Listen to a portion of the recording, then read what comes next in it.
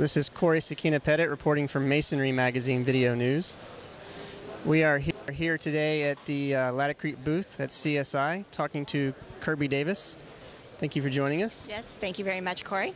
Can you tell us a little bit about how Laticrete is bringing innovation to the masonry industry? Yes, I would love to. So we have, as a company, been in the masonry industry for a very long time, almost 60 years. And we have quite oftentimes been involved in a lot of different levels of masonry projects, specifically exterior facades. And we've made a lot of different products, masonry products in the bag, separate polymers, those types of things. So recently what we've found is that the masonry is facing a shift into using thinner materials. And so that's a challenge, because traditional masonry products are typically Type S mortars or Type N mortars, which are fantastic products for stacking brick and block. However, when you're using them to adhere them thin material vertically to an exterior facade, they don't have all the right physical properties to make sure that that material stays adhered.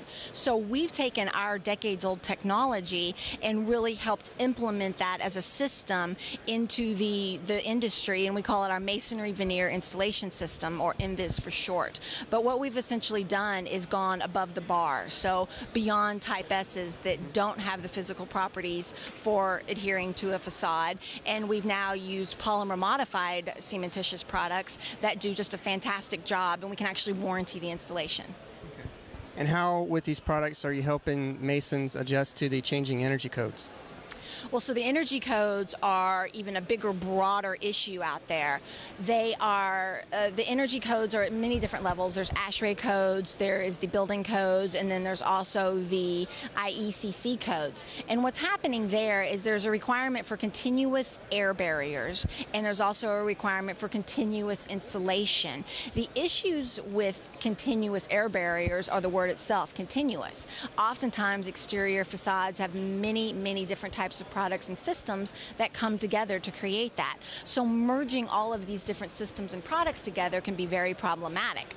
We have a product in our masonry veneer line that is our Laticrete air and water barrier, and it is a product that can be put over the entire face or structural concrete, and it's one continuous product. Because it's fluid applied, it can actually transition into windows, up around roof structures, parapets, etc. So it's a product that's making it easier for them and for that industry to achieve that continuous insulation that's required now by code.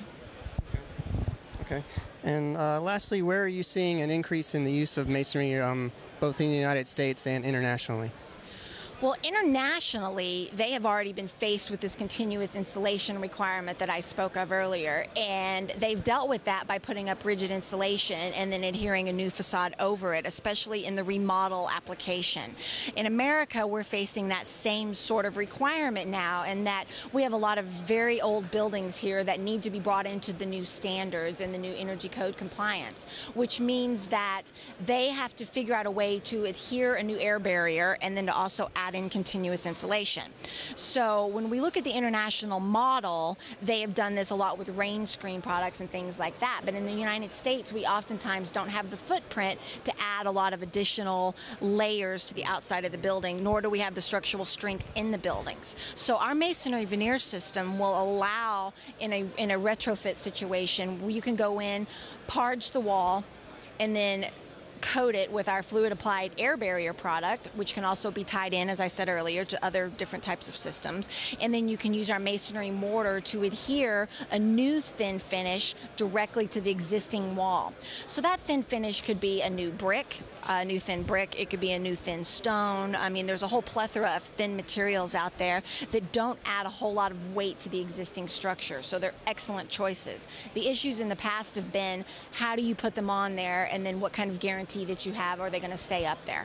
So our systems are allowing, that ability to remodel with a new look and meet all the codes. Okay. Well, thank you very much for your time. We appreciate it. Yes, thank you. This is Corey Sakina Pettit reporting from Masonry Magazine Video News.